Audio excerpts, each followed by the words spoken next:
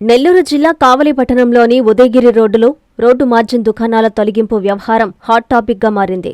ఇక్కడ దుకాణాలు ఏర్పాటు చేస్తున్న వ్యాపారులకు ప్రతిపక్ష పార్టీలు మద్దతుగా నిలుస్తున్నాయి. వామపక్ష పార్టీల నేతలు మీడియా సమావేశంలో అధికారుల తీరు, అండగా నిలుస్తున్న అధికార పార్టీ నాయకులు తెరపై మండిపడ్డారు.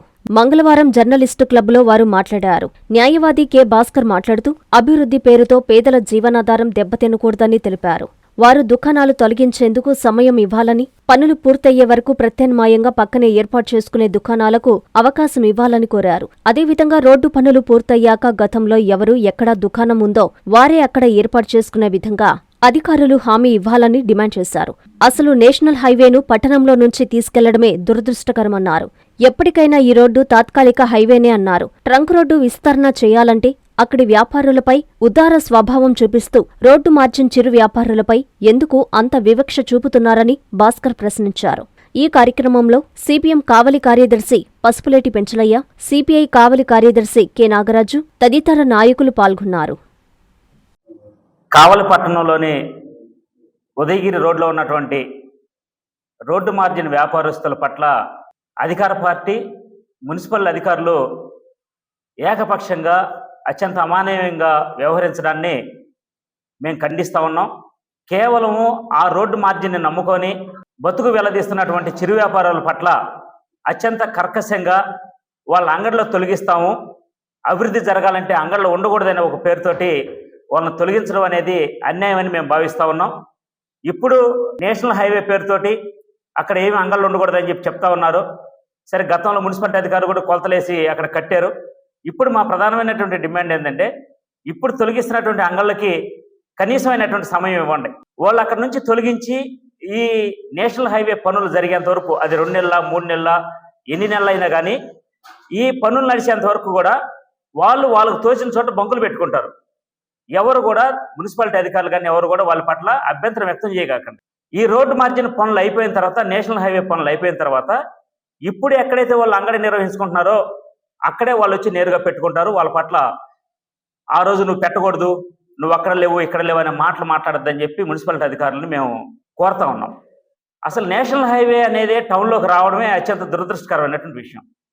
అసలు నేషనల్ హైవే టౌన్లోకి ఎట్లా వస్తుంది? అసలు నేషనల్ హైవే అనేది ఊరు బయట నుంచి వెళ్ళి బైపాస్లో కలుస్తాయి. ఇప్పుడు ఏదైతే మీరు నేషనల్ హైవే అంటున్నారో అది భవిష్యత్తులో ఉండదు. అది నేషనల్ హైవేగా, అది మామూలు రోడ్డుగానే ఉంటుంది. ఇది కేవలం తాత్కాలికమైనటువంటిది. అటువంటి ఒక తాత్కాలికమైనటువంటి దాని మీద కేవలం రోడ్డు మార్జిన్ని నమ్ముకొని జీవిస్తున్నటువంటి వ్యాపారాల పట్ల ఎందుకు మీకు అంత కసి? వాళ్ళ బతుకులను ఎందుకు మీరు రోడ్డును పడేయాలని అనుకుంటున్నారు? ట్రంక్ రోడ్డు విస్తరణ చేయాలని అంటే అమ్మో పండగలు వస్తాయి, వాళ్ళ వ్యాపారాలు దెబ్బతింటాయని చెప్పి ట్రంక్ రోడ్డు వ్యాపారస్తుల పట్ల ఉన్నటువంటి జాలి, దయ వీళ్ళ పట్ల లేదా? కేవలం బోండాలు, దోశలు, కూల్ డ్రింకులు, సిగరెట్లు అమ్ముకునే వాళ్ళ పట్ల ఏంటి మీకు ఇంత వివక్షత? అసలు ఎవరన్నా ఇల్లు అడిగితే మీకు రోడ్డు అభివృద్ధి కావాలా, బంకులు కావాలా? ఎవరైనా ఏం కోరుకుంటాం? అభివృద్ధి అని అంటాం. అభివృద్ధి అనే పేరుతో వీరందరం తొలగించడం అనేది కూడా కరెక్ట్ కాదని మేము అనుకుంటున్నాం.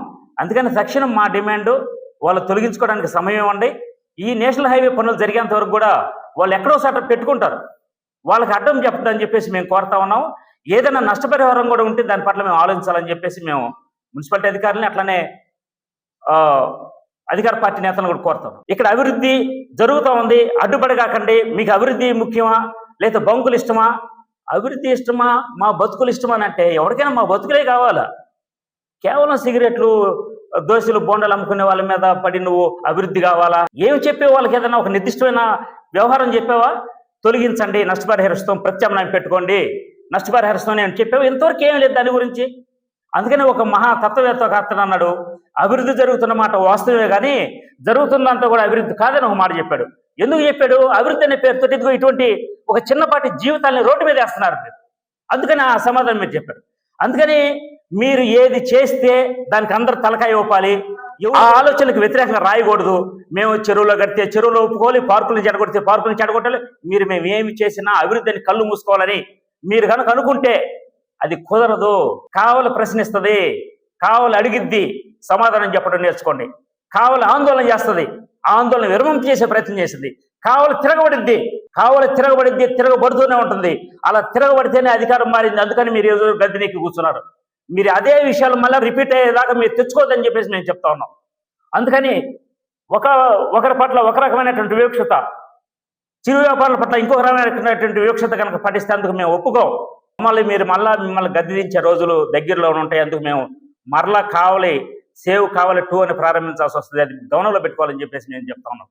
ఎన్ఎల్ హాస్పిటల్స్ అత్యుత్తమ వైద్య సేవలు సామాన్యులకు అందుబాటులో. అపార అనుభవం గల వైద్య నిపుణులు doctor Nagendra Prasad Kulari, managing director, గుండె వ్యాధి వైద్య నిపుణులు గారి ఆధ్వర్యంలో cardiology, neurology, surgical gastroenterology, orthopaedic, ప్రసూతి మరియు గైనకాలజీ, పల్మనాలజీ, జనరల్ మెడిసిన్ మరెన్నో పలు విభాగాల వైద్య సేవలు. అత్యాధునిక ఎక్విప్మెంట్ గల ఐసీయూ, ఆపరేషన్ థియేటర్, క్యాథ్లా, 24/7 ఎమర్జెన్సీ మరియు క్రిటికల్ కేర్, అడ్వాన్స్డ్ మిషనరీ గల ల్యాబ్, సిటీ స్కాన్, ఎక్స్రే, అన్ని కంపెనీల హెల్త్ ఇన్సూరెన్స్ సౌకర్యం కలదు. అందరికీ అందుబాటులో అత్యాధునిక వైద్య సేవలు అతి తక్కువ ఖర్చులో.